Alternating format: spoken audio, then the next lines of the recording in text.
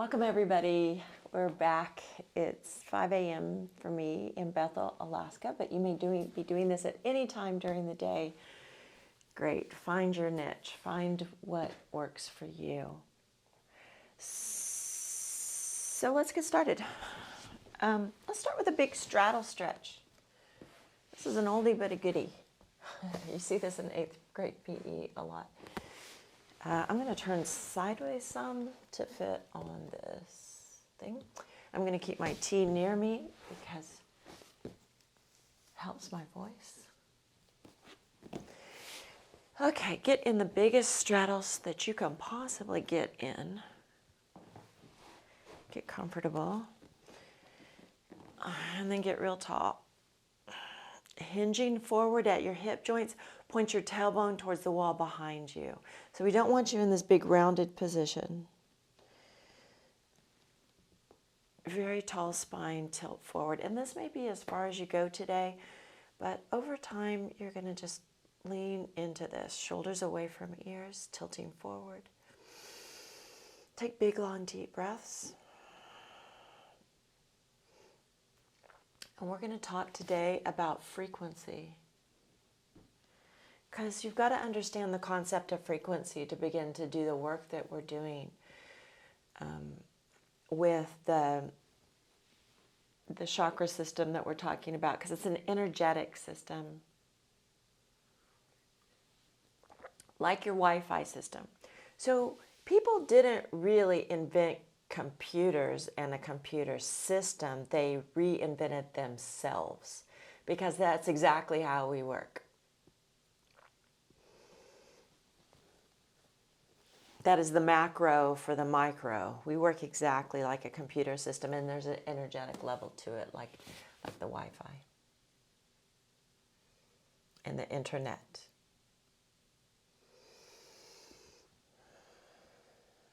So frequencies are like the microwave oven is a good example that we all know.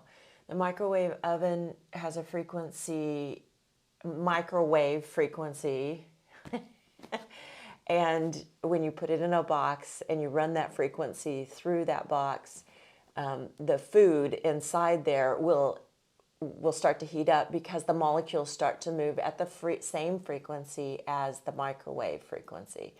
And that generates heat. So it's very similar to us. We have a frequency. When we get around other frequencies, we have a tendency to start vibrating, or frequencies have a vibration to them. We start vibrating to the frequency that's near us.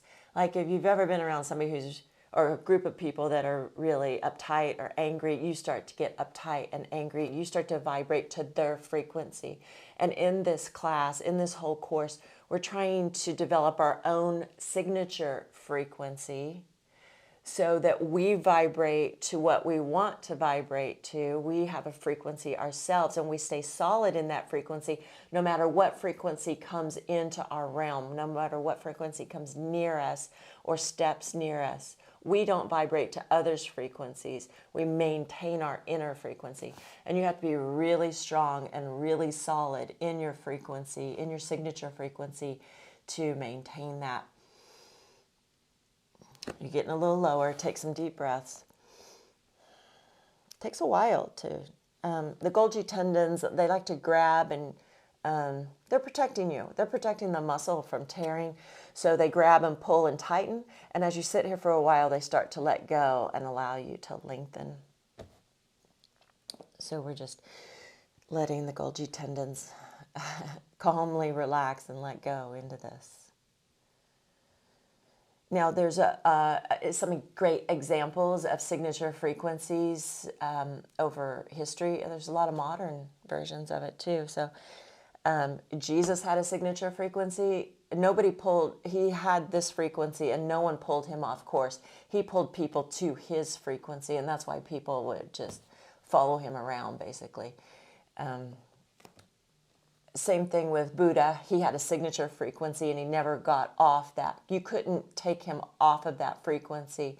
And again, people followed him around because they wanted to vibrate at his frequency, and they could, because they couldn't pull him off of his. even though they tried. Now, those are big ones, but we also have Gandhi was one that we can see in modern times. Mother Teresa is another. Nelson Mandela is another. You could not pull him off of his signature frequency. They even put him in jail. People will torture you to get you off of your frequency. Literally. That's what happened to him. And Jesus, they killed him. They finally had to kill him because they couldn't get him off. And because they wanted him at their frequency, and he refused to go. Same thing with Nelson Mandela. He refused to go to their frequency, so they put him in jail. They got rid of him.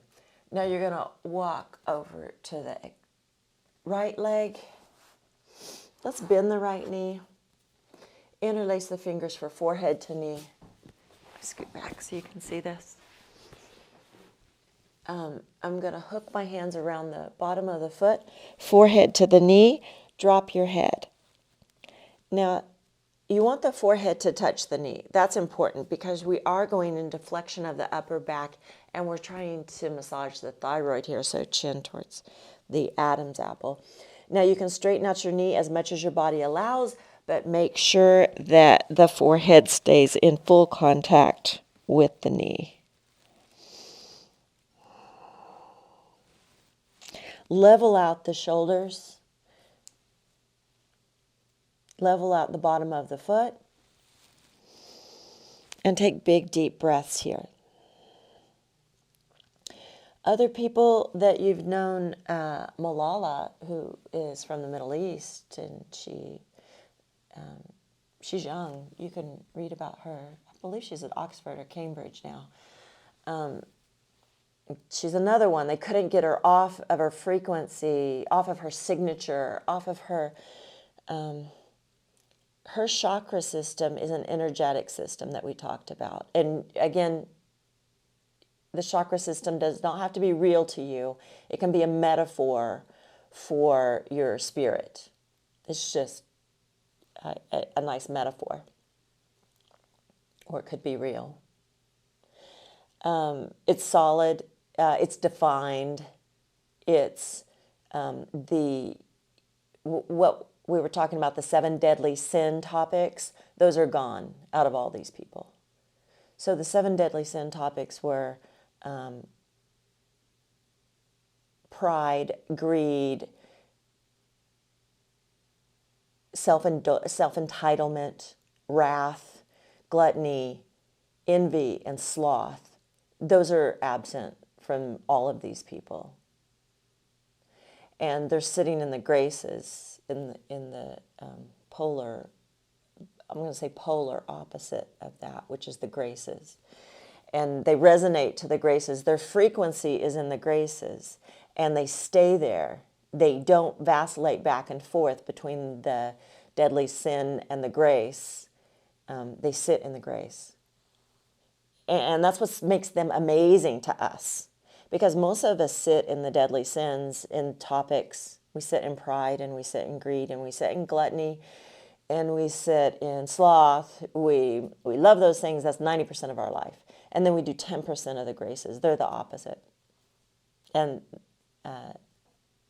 you can see that frequency around them. So another one is Pope Francis is on target there. I'm not saying all the popes are. They certainly are not, but he is. And then let's say Confucius from Asia. If you look at his writings, those were very on target.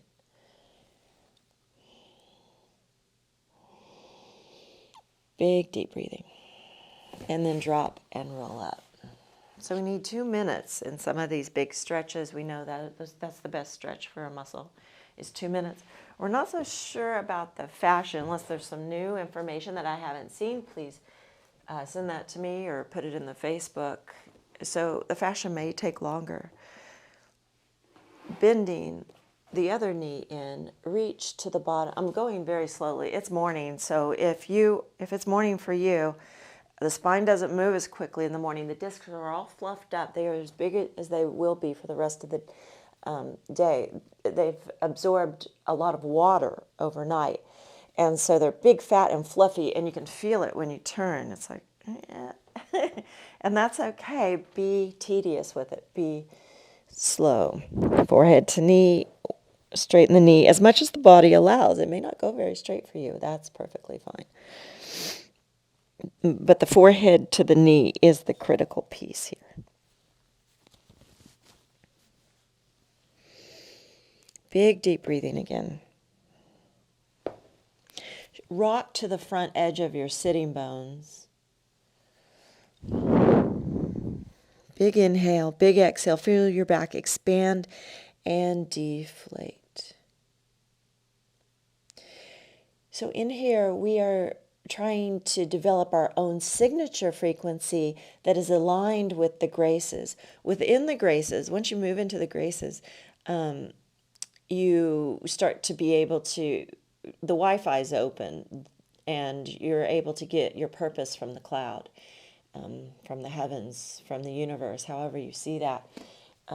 The communication system is open, so then you can start to get your purpose. What am I supposed to do today? And then that is your signature. Martin Luther King Jr. So it happens to be Martin Luther King Jr. weekend right now for me. And so he's a perfect example of his signature was, racism. That's an easy one, right? So that was his purpose. He was able to, he lived in the grace frequencies. You could see it. And yes, he's human. He did have some, if you've seen any of the movies, he did have some problems there. And he would lean into the 7 deadly sins every once in a while. But for the most part, he lived his life in the graces, enough to be able to get his frequency, his signature, the Wi-Fi open to get the messages of his purpose. And then he lived out his purpose unwaveringly. He stayed with it day after day after day because he knew it. You couldn't get him off that frequency. They so couldn't get him off that frequency, they killed him. Right? Sometimes that is the result of being so solid in your frequency and your purpose. But that's not going to happen to you. We're doing this work. I don't know. I can't say that. His purpose was very large. Our purposes don't have to be that extreme. It can be being the best parent that you can be. It can be mowing your grass and mowing the grass for the elderly in your neighborhood. That may be your purpose, is to take care of the elderly in your neighborhood, their lawns. And what that does to the people around you changes them, and that's your purpose. It doesn't have to be as huge as Martin Luther King's or Gandhi's. Gandhi liberated a nation, hand over hand. Lots of people died in the process, including him. They killed Gandhi too. This is getting depressing. I'm sorry.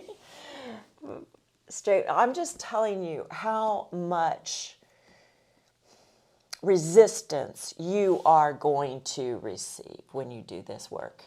You will do this work. You will find your signature. You will stay in the graces, and you will find peace. If you're after peace, that's where it is. You will find all those things. You will start to help the people around you. Your life will change for the better. But the resistance that comes from the people who refuse to move into the graces, who want the deadly sins, who have the greed that has infested their entire lives, and then come back to center, will resist you and fight you and tell you, they'll make fun of you. Making fun of you is the least thing that they're going to do. I'm just preparing you. Very tall spine, you're going to butterfly and drop.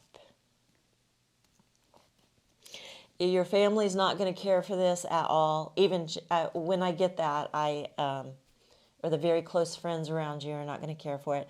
I like to repeat what Jesus said. Jesus was like, my family will never appreciate me So, or the things that I have to say, they appreciated him as a family member, but the things that he had to teach, they did not appreciate. So sometimes I think, if Jesus couldn't do it, I'm probably not going to do it either. And I see it from the PT, all of y'all that are therapists out there. We have a lot. They ask for your PT advice and you give it and they don't listen to it. So I've stopped giving physical therapy advice to family members because I think, well, if Jesus couldn't spread his teachings to his family, I'm probably not going to succeed at that. I just might as well stop here.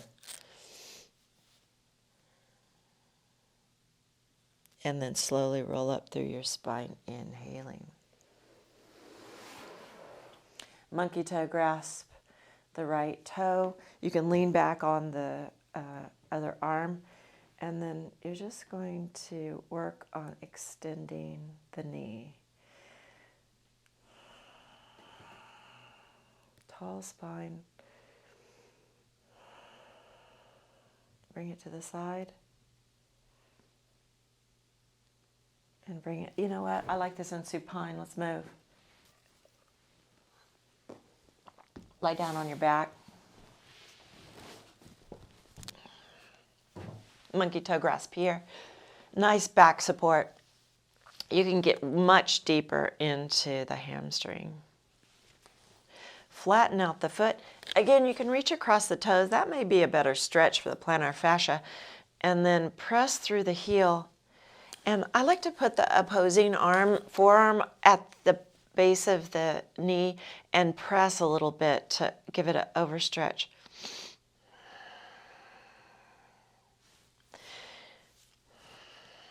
Big, deep breathing. Another place that so just to cap that off, that is the direction we're moving. That is where peace and harmony is. So the things and that is why we sit in silence, because the things that have frequencies influence you. Music has frequencies. That's why we like it. It influences us and it changes our mood. You put a happy song on, you get happy. Hand to the arch and then open up to the side. Your knee may be bent. That's okay. You're working on straightening it. Or you can hold the ankle too, if that's better for you. Just hold the ankle. And a belt works really good here. Belt around the foot. Hold the belt. So while we are building our inner frequency signature, we don't really want outer frequency influences. We're trying to find our pure source. And outer frequencies are going to manipulate our frequency. So that's why we don't use music in this instance.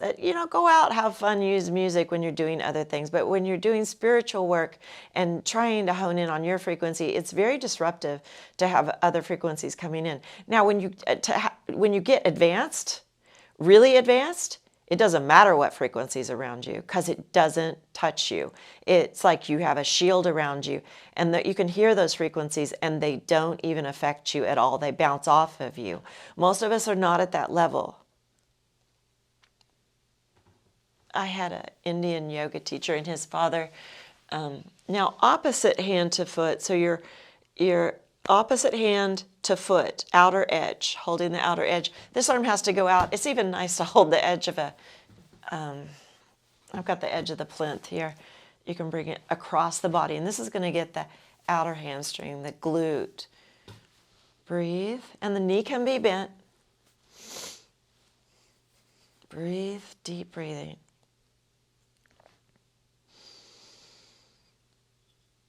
Oh, what I was saying, his father used to sit, there were 6 kids, and his father used to sit in meditation and with open eyes and just go into a trance.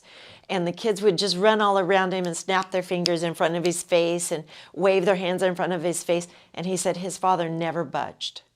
That's an advanced practitioner. We're not at that level.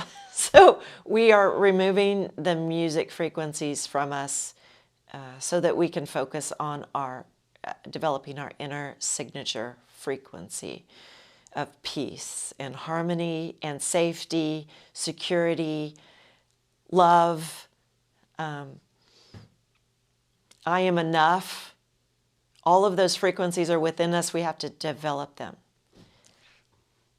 And then come back to center. And let's do a little ab work here since we can do the scissors. So find a neutral spine, ribs down, shoulders down, back of the base of the skull down, lengthen the neck. Inhale. Exhale, you're going to bend both knees and switch and tap. Inhale, pause. Exhale, switch and tap. Shoulder blades down the back. Inhale, switch. Exhale, switch and tap. Inhale, pause. So move at your own tempo. Exhaling on the movement with a ha sound, like you're fogging up a mirror. If you want the knees a little bit straighter, if you can handle it, that's fine. By handle it, I mean your back does not arch, and you also don't have to push the low back into the mat, and you don't have to put your hands under here. Why are you putting your hands under your butt? I have never figured that out. So if you put your hands under your butt, that means you're working your shoulders. This is the abs. So I know why they're doing it. So they're putting their hands here because they want their legs straight, because they want to show off. I can do my legs long here and hold neutral, but it's in my shoulders, and I'm training the shoulders forward, which is a big no-no. I'm doing the opposite of what I really want. So again, shoulders open, neutral spine. To hold a neutral spine with a little bit of arch in the low back, you have to bend the knees.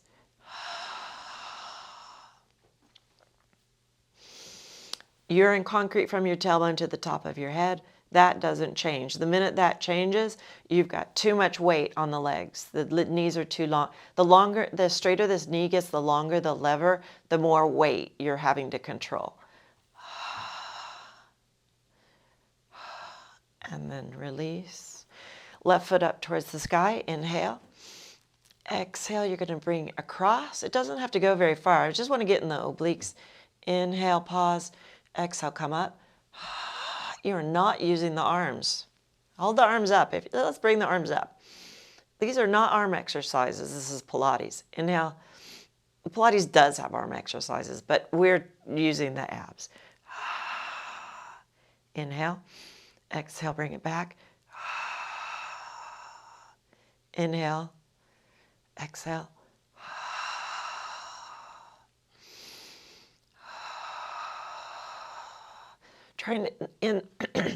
When you come back, you're in neutral. Switch. And that means the foot cannot be up towards the sky. If the foot is going straight up, the low back is pushing into the mat. It has to. The hamstrings just don't have that much length unless you're a ballerina. 90 degrees is end range for the hamstring. So 90 degrees is total end range. You are not at end range for this.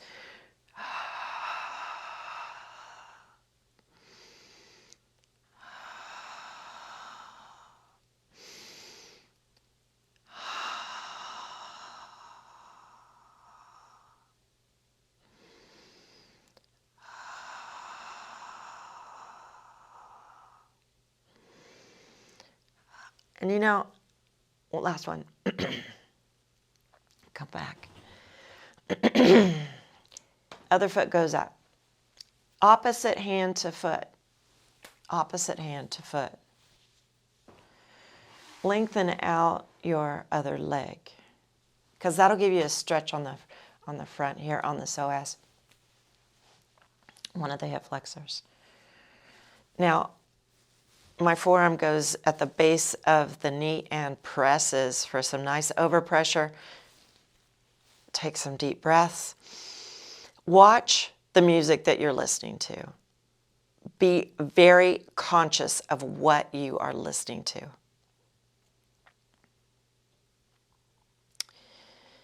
Because it's a frequency and you're absorbing it.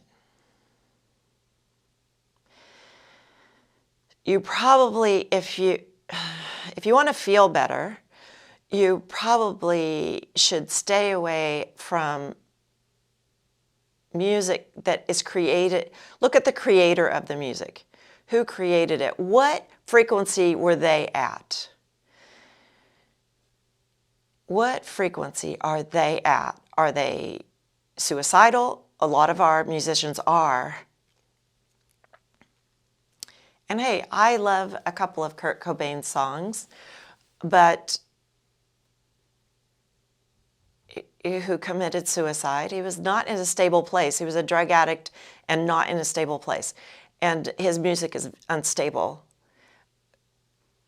which if your frequency matches that, you're drawn to it.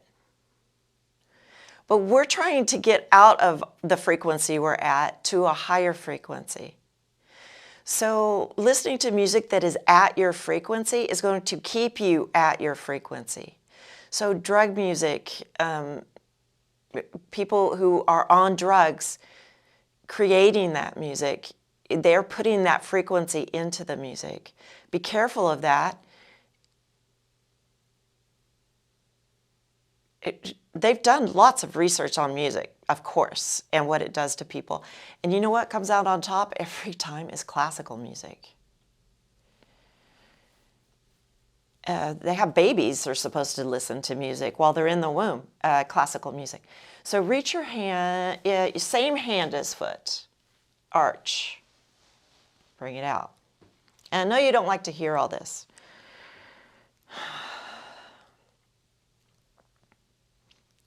But look at the research. Just look at the research and what frequencies do to you. Make sure you are listening to that. I rarely listen to any music at all, just because of that reason. Like I'm trying to I'm working on my frequency, and so I really don't want to come out of my personal frequency. And I like my frequency. I like the silence. I'm always trying to get there, so I can experience my frequency. Because in my frequency is my spirit, my soul, God, the universe. That's in my signature frequency, and I'm always trying to get there in my spare time. We don't have a lot of spare time, right? I, like you, I work 40 hours a week, and I have other things going on too. So in my moments to myself, I want a silence frequency so I can connect all these dots for at least, an hour a day, 10 minutes here, 5 minutes there. Sometimes I'll just go into a trance at work, like looking out the window and going into like a semi-little trance for 30 seconds is part of that process. And then opposite hand to foot. Press against. We are doing a lot of low body stretching today. All this low body exercising that we all do. And we're doing cardio, and most of us are probably doing low body cardio, like walking briskly. We need the stretch for the low body, just one day to dig deep into it. Take big, deep breaths. The greatest example, and I'll probably put the video at the end of this video, is the Webb telescope that they just put out into space, huge. I don't know the weight of it, but it's tons and tons. And they had to mimic outer space to see if it would fall apart, like if the screws would come out. So they put it in this room. It's on YouTube. They put it in the room, and to mimic the turbulence of outer space, they put a subwoofer and a woofer in there, huge, like 10-story high speaker. And they aimed the speaker at it, and it basically rattled it just like outer space would, that bad. And it passed the test and it made it through. But that tells you what music does, what sound does. It can be so strong. A woofer can be a speaker. That's a bass speaker. A bass speaker can be so strong. Now you're bringing it across. It can be so strong, it can tear the screws out of a spaceship. It can tear a spaceship apart. The frequencies are uber powerful. We're using frequencies to bust up kidney stones. We're using sound frequencies to destroy tumors in the body. Like, we can kill things with frequency. And we're using it in medicine, which we like, which is very nice. Bring it in. That's a very positive thing to use frequencies for. Bring your chin into your chest. Rock forward and back. Let's do rolling like a ball. Come up. Neutral. Toes touch. Palms up. Inhale. Oh, I'm sorry. Hands at the base. Inhale.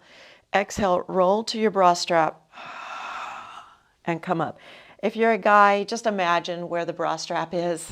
I just can't think of any other, your heart. Roll to the heart level. And come up. I can't think of anything that's in that vicinity, but the base of your heart is there. Inhale. Or mid-ribs. Okay, I don't have the breath right. So inhale on the pauses. And you got to sniff. That's why it's hard to get it, because you got to inhale, exhale, inhale. I got to have the exhale on the way up. The way up's the hard part. So you got to have the exhale with the hard part.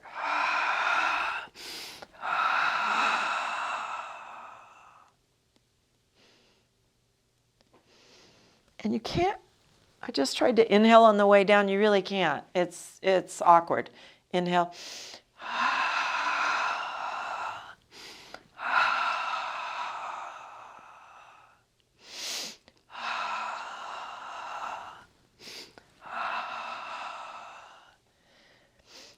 We're going to tilt down, feet up. Feet are up to the sky. Sorry. Excuse me. Because we are pushing the low back into the mat, we do want the pelvis tilted back. So we're just going to lift. Just lift the tailbone 2 inches and put it back down. Shoulders down. Now the shoulders really want to crunch up on this one. So the awareness is in the shoulders. Pull the shoulders down to the mat. Because you can flex. What we're teaching the body is you can flex in the low back and still spread the front chest. We don't usually do that. Our normal response is to curl. When we bring the tailbone up, we curl up with it. I'm trying to teach you the opposite.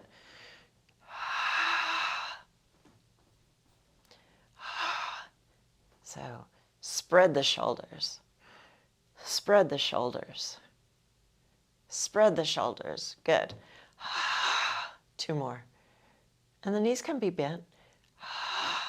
But you're reaching up towards the sky. And release. Let's bridge. Fingers touch it won't be a long bridge.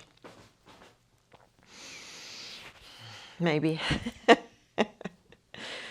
Lift the shoulder, tuck it under, lay back down on it. Lift the other shoulder, tuck it under, lay back down on it.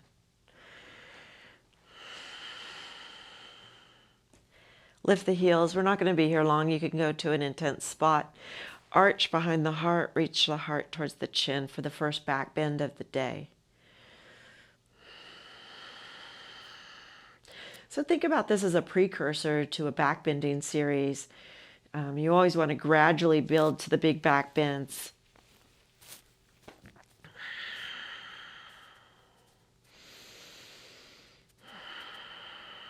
Now we're going to just do tiny pulses. Ujjayi breathing. Sternum touches chin.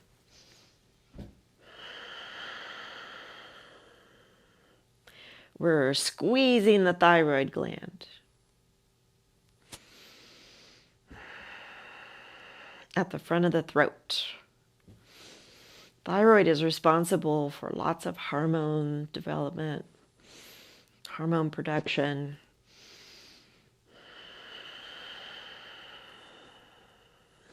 Little pulse.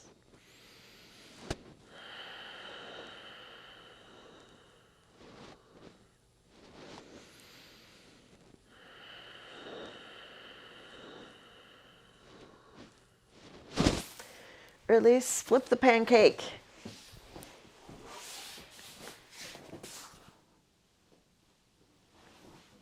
When you're moving through the back, always go slow. It's those quick jarring movements that it gives it time to, it's like a link of chains, and you don't want to get a kink in it. It doesn't, yeah, that's an exaggeration of how it works, but that's what it feels like when you move abruptly in the wrong direction. So fingertips underneath the shoulders, middle finger point straight ahead, starfish on the hands, elbows in tight to the body, reach your elbows towards your hips. Squeeze the elbows inward, shoulder blades down the back. So you've got the upper body set. Belly pulls in and up away from the mat. Pubic bone presses down into the mat, or tailbone presses down into the mat for the glute contraction. Looking down, retract your head. We're going to do a cobra. Your feet can be hip width apart or wider, whatever works for you. But do straighten the knees so that the thighs contract, and point the toes. Actually, point the ankles and then spread the toes. Inhale. Exhale. We're going to start low. You're going to rise. Exhale.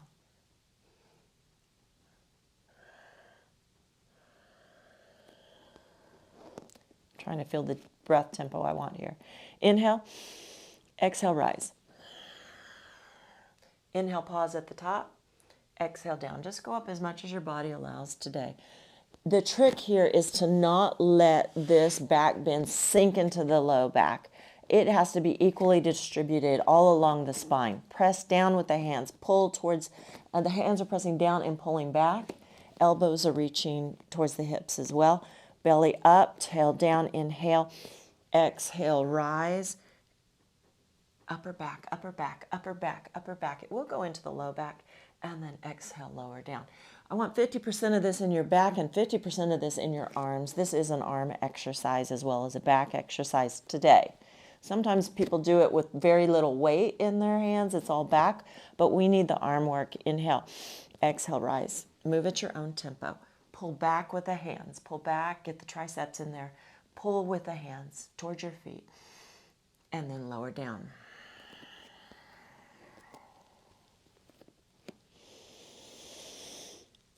Exhale, high ribs move towards the front of your mat and lift. Shoulders up, back, and down. Mid ribs forward and up. Low ribs forward and up. Pull back with your hands and then down. Inhale.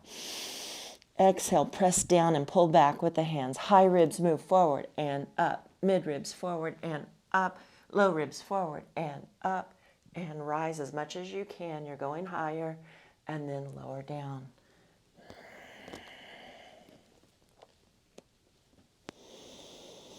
Exhale, press down and pull back with the hands as the high ribs move forward and up. Shoulders away from ears. Mid ribs forward and up. Low ribs forward and up, and rise to your highest point. Elbows tucked tight into the rib cage, and they graze the rib cage as you lower down, pulling back with the hands. Low ribs forward and down, mid ribs forward and down, high ribs forward and down. Let your body go soft.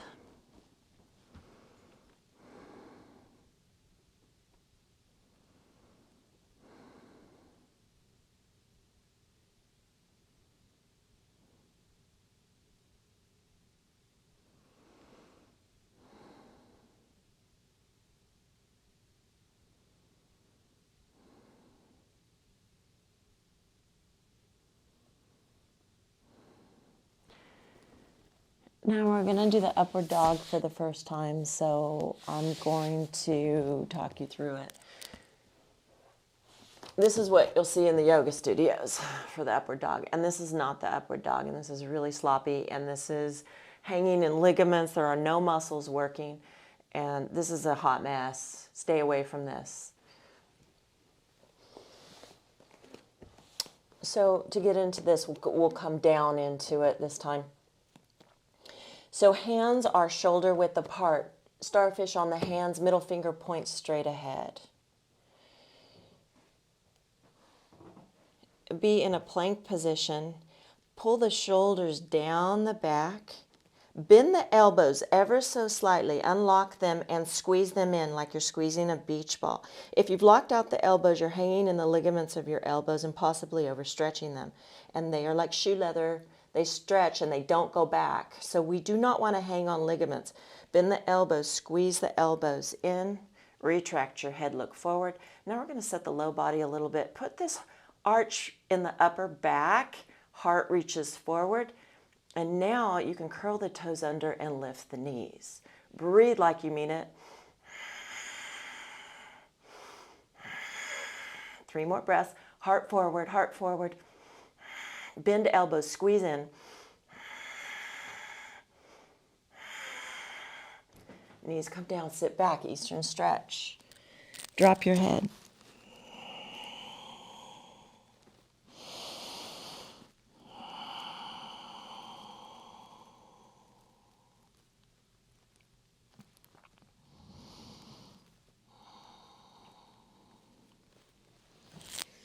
Again, upward dog. Now, this soft cushion is not a great place to do this because the wrists bend backwards.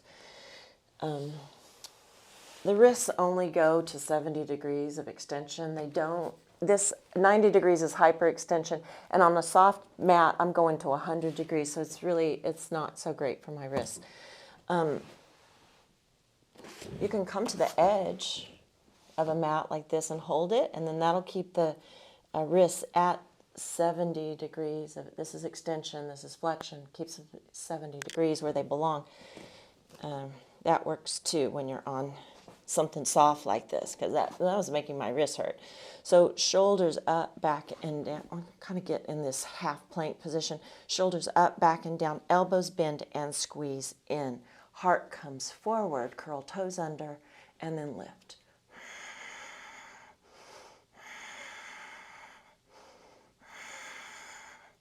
Retract your head. Squeeze the elbows in. Bend the elbows. Unlock them. Shoulders back. Woo. Knees down, sit back, and reach. Now you're working. That's not a sloppy upward dog.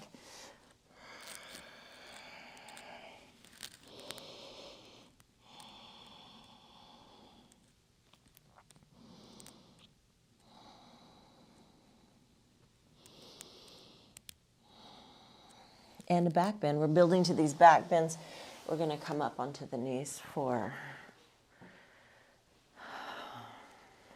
the camel. Ustrasana. So the language that goes with yoga is the Sanskrit language.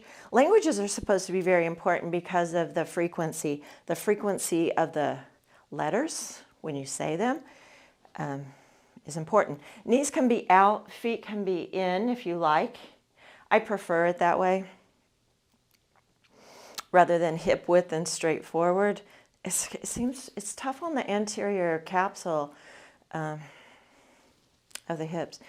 I think that's what I feel like. Traditionally, people do put the knees forward. Hands on the hips, arch behind your heart. And you've noticed we've done back bends to build here. We did bridge, then we did cobra, low cobra, high cobra. Now we're going, this is the big boy. Elbows come together, belly in and up. That's to flatten out the low back before we start, because we want this back bend in the upper back. The low back is going to get it, but we don't want to dump it all there. So the belly pulls in to protect the low back, and the glutes contract to protect the low back, and then you're going to go back as far as your body allows. Chin can stay on the chest. If you can go back further, you can. With the knees wide, most people can reach to the heels. Well, you're more likely. And then you can reach to the other. Retract your head, skim your chin along your Adam's apple, and then drop the head back.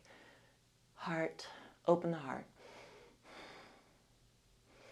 Experience the frequency of the heart is green. See a white light from the heavens coming straight down into your heart and filling it.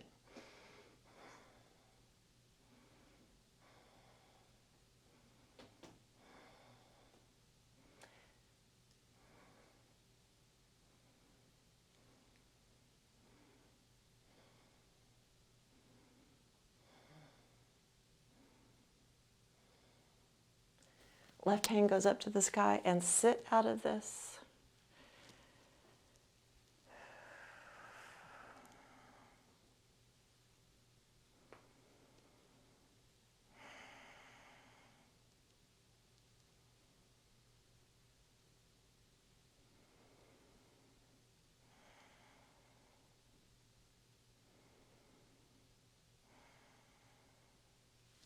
Back up one more time. You do want something soft under your knees, so either double fold your mat, put a pillow under your knees. This mat is perfect for this. So elbows in, belly in and up, tailbone anchors down.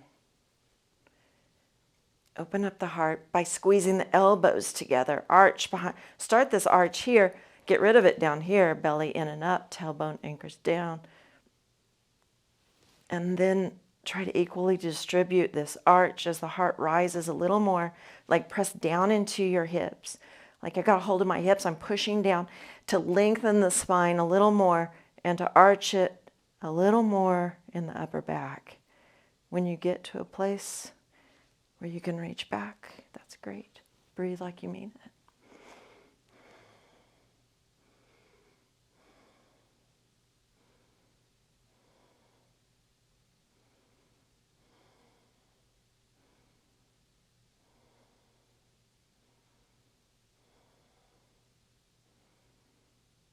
Unconditional love resides in the heart.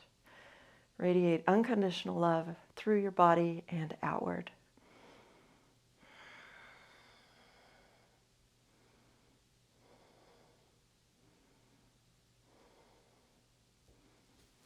Left hand goes up towards the sky. Sit out of that.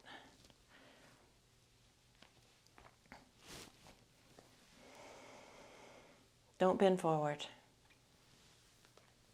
If you know the McKenzie technique, if you are a therapist, you know it. And if you've had back pain, you probably know it too. After you do these big back bends, you want to keep the spine straight, because the back bends shift the discs forward away from the nerves and anteriorly away from the nerve, and you want them to stay there. If you have sciatica, and low back pain, that's what you want, that back bending. Unless you have stenosis, it gets tricky. Stenosis never back bends. If you have stenosis, don't do that back bend series. Do something else along with us.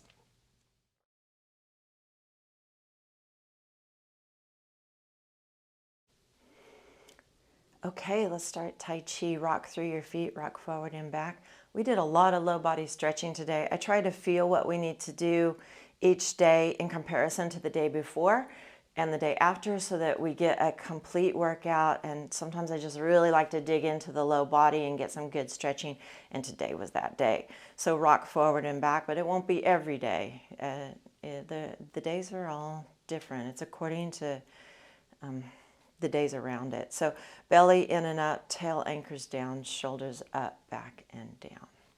So these are not, it's not like a total, you can't get everything done in one day is the problem. Every muscle in your body has to be strengthened and stretched. That's impossible to do in one day. Ribs in, retract your head. Inhale, hands come up. All the way up. Exhale, open. Bring them together and touch. In towards your heart, up towards your mind, out.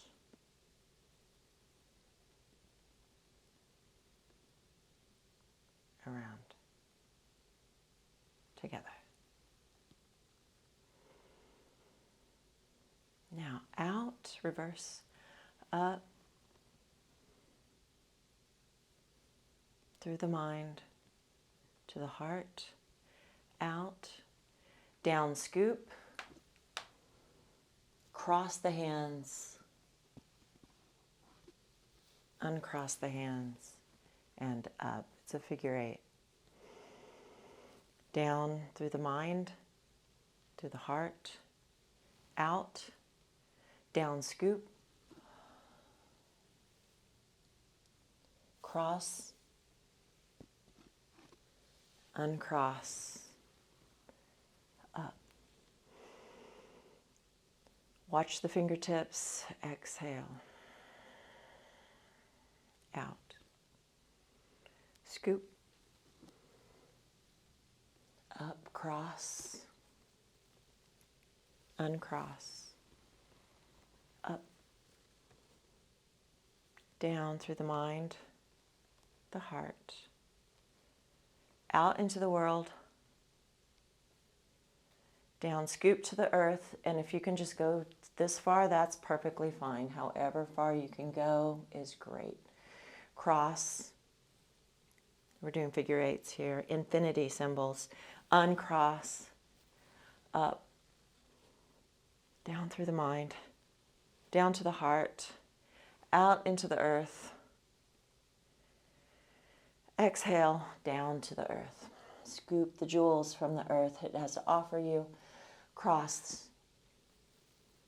Uncross. Up. Slower. Forehead. Heart. Lengthen your breath. If you're inhaling for 5, exhale for 5. And then bump it up to 7. Then bump it up to 9. Inhale 9. Exhale 9. That's a lot. Whatever you can do. Cross the elbows. Inhale 5. Maybe even pause at the top and the bottom of your breath. Just do what you're able to do. But make it long.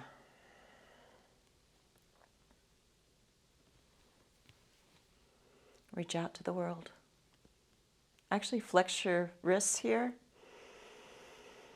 Close your eyes.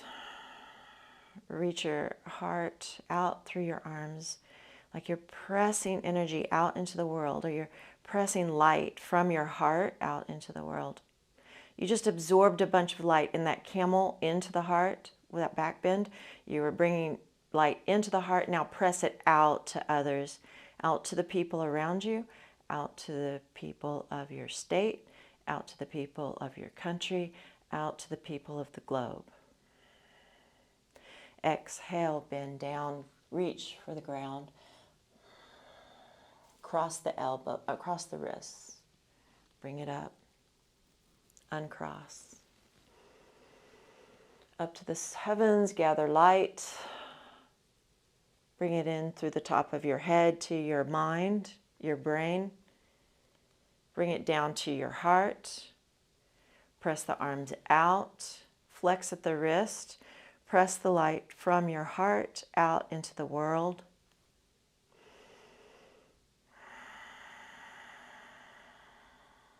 Breathe. Exhale, reach down towards the earth. Gather up the jewels of the earth. Cross that wrist. As you come up, uncross. Reach up to the heavens, gather the light. In through the top of your head. It's like a funnel from your hands through the top of your head into your heart, filling your heart with light. Bringing the hands down through the mind, brain, to the unconditional love of the heart. Press the hands out, flex the wrists. Press energy out through your palms, out into the world from your heart. Your heart in yoga, the heart chakra is connected to the arms, supposedly, and in biology, if you're having a heart attack, your left arm starts to hurt. And we don't actually know why. They have a suspicion that the arms, or the left arm at least, and the heart originated from the same cell when you were an embryo, and that's why the arms feel what the heart feels. Exhale, reaching down. Cross the wrists. Or that's a layman's way of saying the left arm experiences a heart attack. Hands come up. Gather the light. Exhale down to the mind, brain, into the heart of unconditional love. Press out to the side walls, flex at the wrists, spread the fingers wide, press the love from the heart out to the world. Maybe there's a specific person you want to press it to.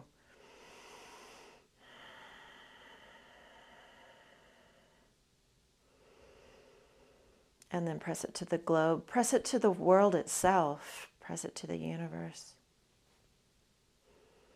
Give a little unconditional love for all those that are helping you, everything you're grateful for. Give it a little love. Exhale down, reach down, open the eyes, reach down, grab the jewels in the big bucket that you're creating. They're so heavy that you have to even cross the wrists to drag up the jewels from the earth, and then uncross and surrender them up to heaven. Look at your fingertips. Feel the light coming down to the heart. Fill the heart up. Exhale, hands come to the mind, brain, saturating with the light in the palms of your hand. The light to the throat. Let's not skip the throat. The throat is where gluttony is. And the grace of counsel is its counterpart. So pray for counsel, for gluttony to get smaller and counsel to expand. Counsel, God's counsel to you, counsel you to other people to you, the grace of counsel. All the forms of counseling. To the heart of unconditional love.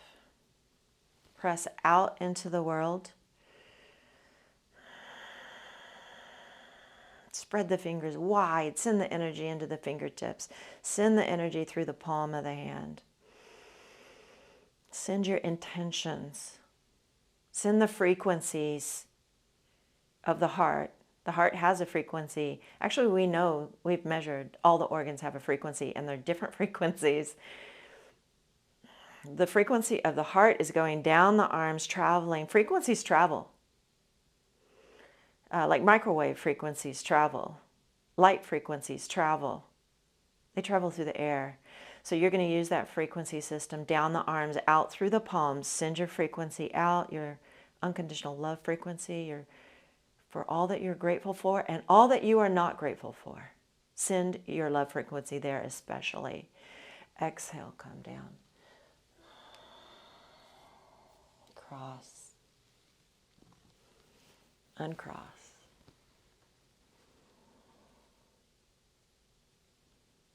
Top of the head. Forehead. Hesitate on the throat, gluttony, and counsel. Grace is all around you. You're seeing the sparkle dust all around you come in through the top, or ask for it to come in through the top of the head.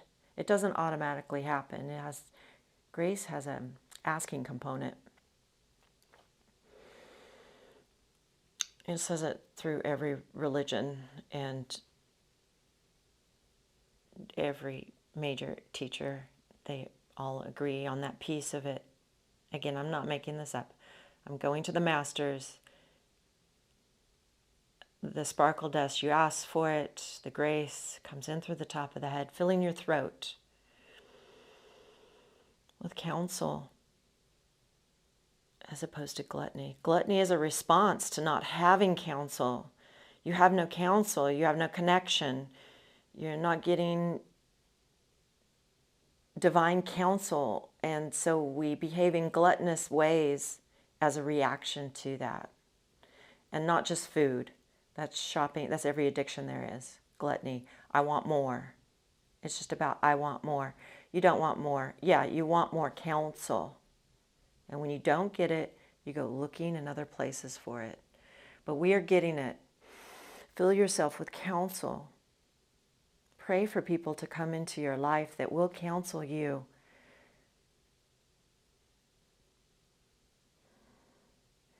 Watch for them. When you start to receive that leadership, that counsel, the gluttony goes away, or it gets much smaller.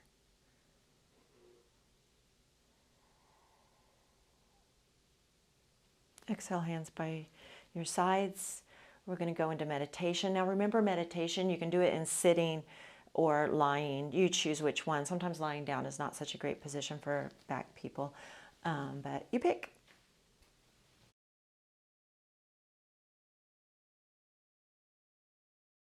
Change positions while you're in meditation. You can lean against a wall as well. Just find something that's comfortable, and if you have to change positions, you can. I'm going to sit up because my voice sounds clearer when I sit up as opposed to lying down. So very tall spine or very long spine, and just relax, drop your jaw, release around your eyes and mouth. Take a big deep breath in, breathe out, let your whole body drop. Now you're going to look up, open your eyes, look up into your eyebrows, look up, look up. I'm going to take my glasses off because I'm more comfortable that way. Look up, up, up, up, and your eyes start to flutter as a result. That's shifting you into hypnosis. And then lower your eyelids down, and your eyelids are getting drowsy and droopy. You're looking down as if you're looking over a balcony. And your eyes feel like they're glued shut, locked tight, sealed shut. And then just forget all about your eyes and just allow a drifting, floating feeling to develop in your body. Just picture, and we're going to do the bariatric hypnosis. We need to do that once a week. So we're going to walk over to the steps. We're going to step over to step 10. Take a step down to step 9. You can see your feet, you can hear your feet, feel your feet treading each step. As you move down, drift down, travel down to an even deeper level. Taking step 7, going deeper into an awareness of yourself. You are taking step 6, as each muscle, every nerve turns loose, lets loose, and you go deeper. You're taking step 5 and 4 as you gently, calmly, easily move on over to an even deeper level. You're taking step 3 and 2 as each muscle, every nerve turns loose, lets loose, and you go deeper. You're taking step 1, and you can just allow that drifting, floating feeling to continue. You can just let yourself go deeper. And as you go deeper and deeper into an absolutely relaxed state, you're aware of such a powerful truth, and that is that the energy and skill of your body does whatever it thinks you want it to do, and your mind will believe whatever you tell it to. Your mind will believe whatever you tell it.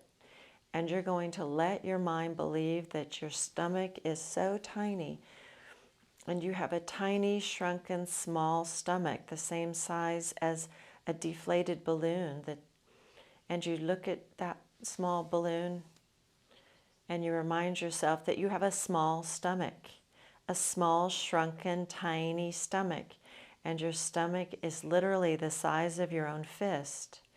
So I want you to squeeze your fist, and as you squeeze your fist, you are repeating in your head, my stomach is the size of my fist. My stomach is the size of my fist. My stomach is the size of my fist. My stomach is the size of my fist. And you say, as you say that over and over again, you can feel your stomach shrinking. Your stomach is shrinking. It is becoming absolutely tiny. You have a small, tiny stomach. And because your stomach is so small, so tiny, you feel full so very quickly because you feel full so soon after eating. You only want to eat real food, proper food, nutritious food. As you go deeper, You are so aware that you have a small, tiny, shrunken stomach. Your stomach is smaller than your own fist. And you're imagining that your stomach is so small, so tiny. You are satisfied so quickly after eating as you lie, going deeper and deeper and becoming more relaxed. As you go deeper, I want you to imagine that you are being wheeled now into an operating theater. You are deeply, deeply relaxed. You are so calm. Your body is so relaxed, you feel as if you're floating. And as your body relaxes, your mind is relaxed. And as your body relaxes and your mind relaxes, you know that your mind believes everything you tell it. One of the rules of the mind, the most important rule of the mind, is that your mind is able to influence your body. Your body simply must act in a way that matches your thinking. Your body absolutely has to act in a way that matches your thinking. And you're thinking about having your tiny stomach banded. And you're imagining that your stomach is becoming banded, becoming restricted, becoming so small. And as you imagine this, your body simply has to believe this. It simply has to act on it. You don't need to see what's coming up in detail. Your ability to think about it will absolutely cause your inner mind to picture it and manifest it for you perfectly. I want you to simply imagine you are now being wheeled into the operating theater, and you are so relaxed and so comfortable. Your mind is able to relax, you're able to float above your body and to look down, and you can see yourself receiving an anesthetic. So you feel even more relaxed, and your body is beautifully relaxed. This anesthetic is taking hold, your body is relaxed, your mind is relaxed. And you can imagine a tiny incision being made into your stomach area. And now you can see your stomach being banded. And this is so simple. If ever you've worn a tight pair of trousers and found that after eating you have to undo the waistband and the zipper because they're too tight, if you've ever had to loosen your clothing or undo your belt because your stomach is expanded and your clothes are so tight, they've restricted it, then you know the feeling. So I want you to imagine that you can now see your stomach, and you can see a band is being placed around your stomach like an enormous, thick, very wide, tight, elastic band. A band of tight elastic is being placed around your stomach, rather like a big belt. And as that band is placed around your stomach, it creates a small pouch. A pouch that is really the size of half a small teacup. And that is the size of your stomach. It has a little pouch that is so small. And you're able to eat a little food, but so quickly you feel full. And so you can imagine your stomach becoming banded. Your stomach is banded, it is belted, it is now restricted. This band has been placed around your stomach and is absolutely secured into place, and it is in the right place. It is a permanent fixture. You can feel this band being put around your stomach expertly. It's placed in the right place. It feels absolutely comfortable. And you can imagine that small incision is closing. And you're leaving the theater, drifting into a wonderful post-operative sleep, feeling so wonderful. And now you have a small stomach, a tiny stomach, a banded stomach. And because your stomach is indeed small and tiny and banded, you feel so full so quickly in the morning. You eat a little something, maybe an egg, some yogurt, a little piece of fruit. And so quickly you feel full, one egg, one small yogurt, one small piece of fruit. Absolutely fills you because your stomach is small. You eat slowly, you chew every mouthful. At lunchtime, you eat some proper food, maybe some fish or chicken, some kind of lean protein, some vegetables, some salad.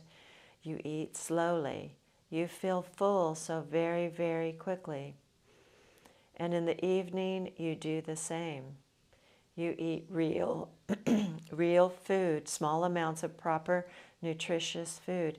You may have some soup, some meat, some protein, some vegetables, and you feel absolutely satisfied so quickly. You eat slowly. You eat selectively.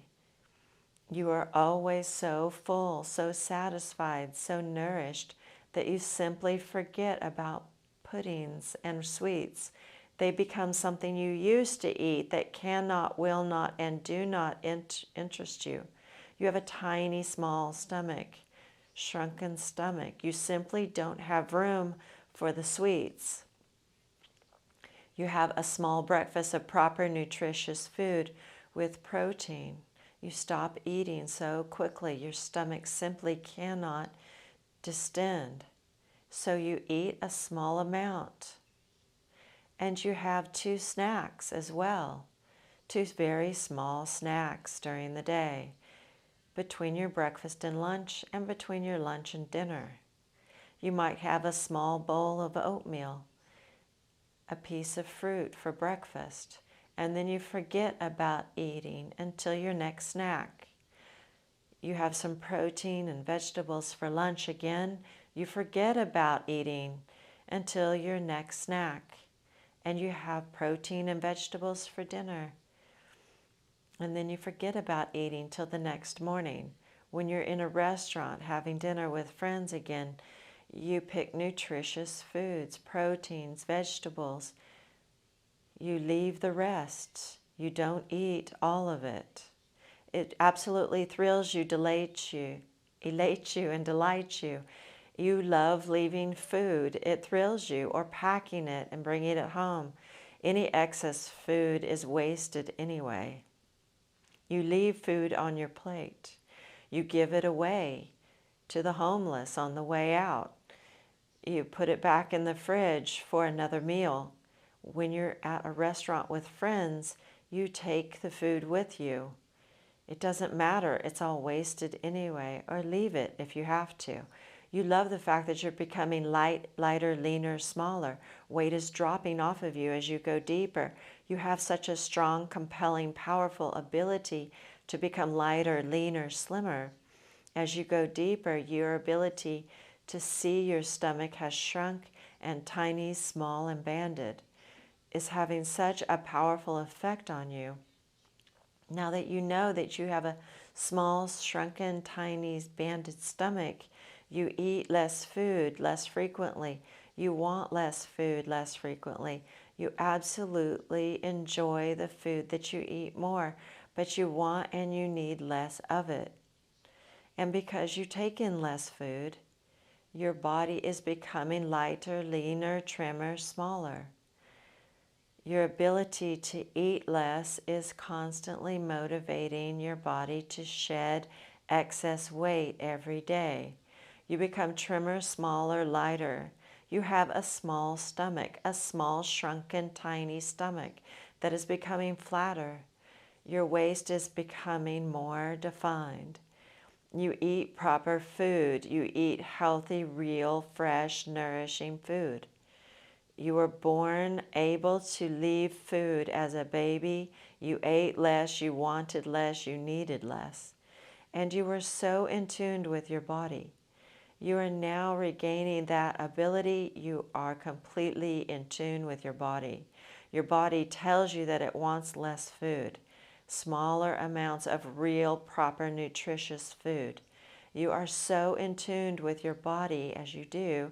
This one wonderful thing for your body is that you eat less food as you eat 5 very small meals a day. Your body responds by becoming lighter, leaner, smaller, healthier, fitter.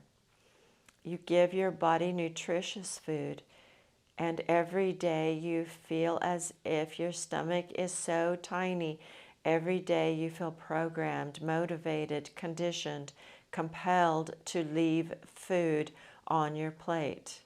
There is no room in your body for excess food. There is no room in your mind for destructive habits. Every day you are literally moving on from one fantastic accomplishment to another every day. You play this over and over. You relive this feeling of your stomach being banded, shrunken, restricted. You like that feeling. There is no room in your body for excessive food. Overeating is something you used to do. From now on, that is something you used to do. It cannot, will not, does not influence you ever again. You're moving on from one fantastic accomplishment to another. You are becoming smaller, lighter, leaner. You are wearing smaller clothes. You can hear people telling you that you look amazing. You feel amazing. You are so thrilled by your ability to do this for yourself. You love your body. You're erasing, eradicating, and eliminating destructive eating habits. The weight is dropping off of you. Drop at least 2 pounds a week, every week. Every week your body is becoming lighter, leaner, smaller.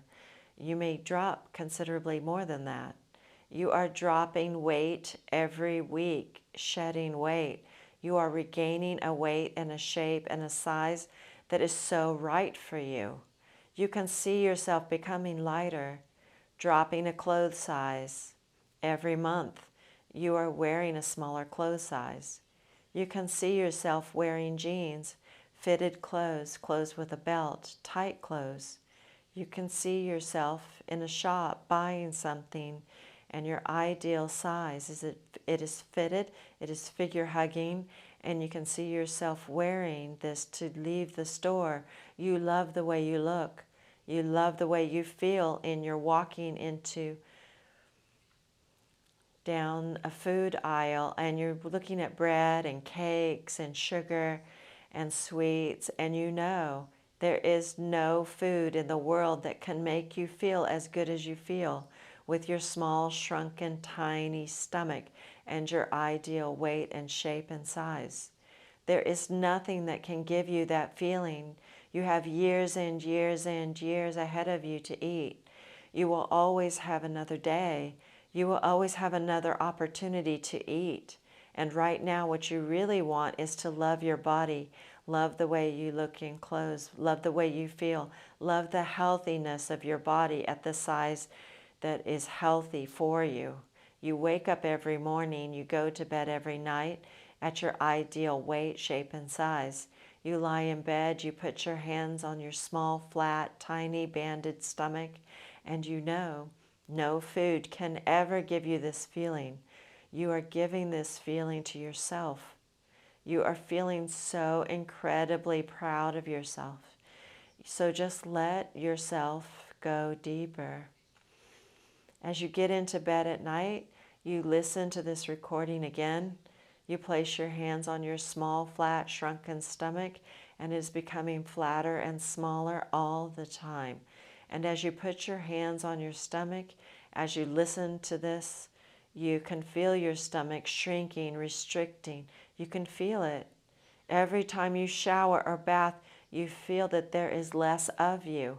Every time you put on your clothes, you're aware that you are smaller. Your clothes are looser. You can feel it. You can see it. You can hear people telling you how fantastic you look and how healthy you look. You can feel yourself becoming leaner and lighter and smaller. You can hear people praising you. You can see how good you look and how good you feel. If your body could speak, it would never ever ask you for excessive amounts of food. If your body could speak, it would never ask you for excessive food for your body. This is a punishment. Your body does not like being overfed, and your mind is completely alienated from that too. You have an image of you with a small, shrunken stomach. And as you focus on this image, this is you, and you are it, because your inner mind is picking up your strong, powerful, compelling belief that your stomach is small, it is shrunken, it is banded, it is restricted, it wants and needs less food. You are now and forever a selective eater. You eat less food less frequently. You enjoy it more. You need less of it. You eat healthy food selectively. Your brilliant mind, the most powerful healing force there is conditioning you, programming you to eat less. To eat less, your body uses every perfect calorie to rejuvenate you. Your metabolic rate goes up. Your stomach is shrunken and smaller. You have a small, shrunken, tiny, banded stomach. You have a fast, super efficient metabolism. Your metabolic rate goes up. Your body weight goes down. As your metabolic rate increases and your stomach size decreases, your body weight goes down. Your stomach is tiny. And you constantly squeeze your fist with one hand and say, my stomach is tiny. And you feel the balloon in your other hand, a deflated balloon, and you can feel your stomach shrinking like a balloon. It is restricting. It is becoming small. It is becoming tiny. Your stomach wants less food. Your body requires less food. You eat less food less frequently. You love leaving food. You love your body. You eat less food, but you enjoy it so much more. And you are nourished by so many other things, being active, loving the way you look in clothes, loving the health that you feel, loving the energy levels that rise. Every day you feel better, fitter, healthier, leaner, lighter. You love the fact that you have a small, shrunken, tiny stomach. You believe it. You believe it, your mind believes it, your body believes it. So one more time, just get an image of you with a small, shrunken stomach. My voice is going with you. It's becoming deeply embedded in you. Every day you hear these words, and as you hear these words, your inner mind, the most powerful part of you, locks onto them. Your mind is programming you. It's ordering the body to believe that it has a banded stomach, a restricted, tiny, small stomach, like a tiny little balloon where the air is being let out. You have a small, shrunken, tiny, banded stomach. You eat less. You're using the power of your mind and body together to condition you to want to eat less food all the time, to eat 5 small, very small meals per day. You feel so powerful. Every day you play this information, you hear these words, you see these images, you drift into a different state of awareness where you are changing patterns of your body. You are changing the amount you eat, the amount you weigh, the size and shape you are. As you drift into a different state, you just feel so much better. You're responding to these suggestions perfectly. You have a new belief system that is changing your very biology. Your very biochemistry is changing. You want real food, proper food in small amounts, and you feel so strong. You feel so strong, energetic, perfect banded stomach is what you want. It works for you. Everything is in the right place, making it happen. Your mind is influencing your body. Your mind is shrinking your stomach. You are influencing your mind in the most perfect way. Your ability to think these thoughts, to see these images, to accept these suggestions about your tiny, small, shrunken, banded stomach. This is having such a powerful effect on how much you eat. You eat less. You eat small amounts. You weigh less. There is less of you, and you don't even need to see it clearly. Just think about it. The thinking about it causes the mind to manifest it, to picture it, and create it for the body. The body obeys the mind and does what the mind says. The mind-brain. This is so attainable. This is easy. Your imagination has no limits at all. The mind-brain is using these images to command the body. The image is so clear. The more you focus on it, the more it is you. Everything is in the right place making this happen. So feeling wonderful, feeling excited, feeling certain that you are, through the power of your mind, shrinking your stomach, reducing your stomach, restricting your stomach, shrinking and reducing your weight and shape and size to a healthy size, reducing and restricting the amount of food you eat happily because you want to, because you can. This image is real. Knowing it, believing it, feeling it on the count of 1 and 2. You're returning to your full awareness, feeling amazing.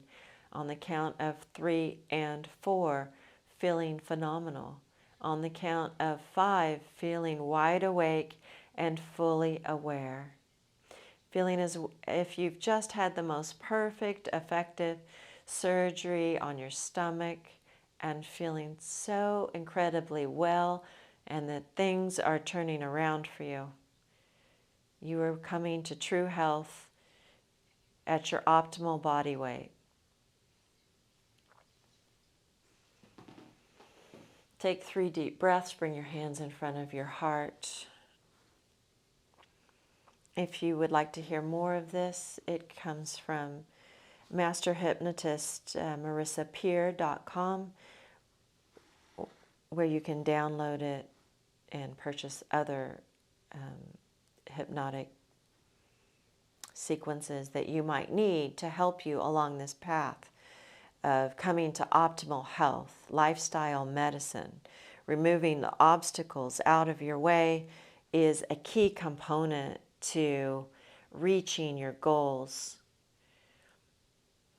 Knowing the way is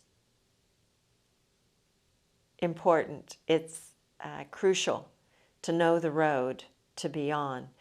But then removing the obstacles that fall across that road is equally as important. Choose 3 blessings in your life and be grateful.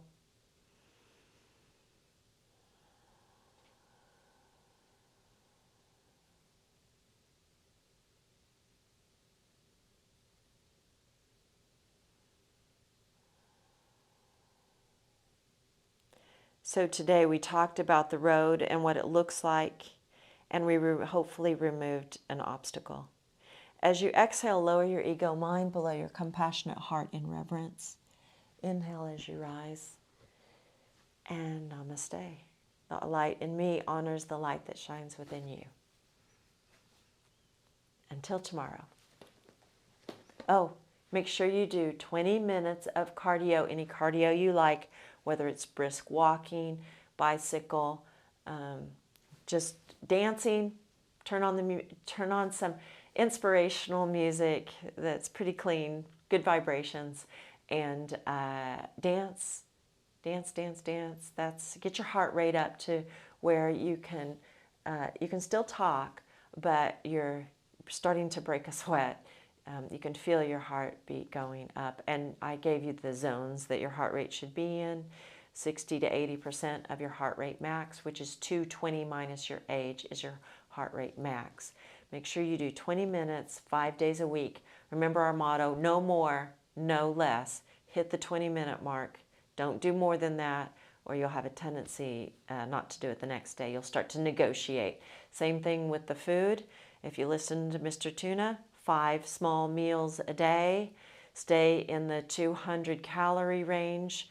That'll get you to 1,000 calories a day while you're losing weight. Or that's if you're a female. If you're a male, you can do 300 calories 5 times a day. And once we lose the weight, we go into maintenance. You get more calorie, I get 800 more calories a day in maintenance. So we're going to stick with that for 12 weeks, not hard. And then I will see you tomorrow. Okay, thanks. Bye.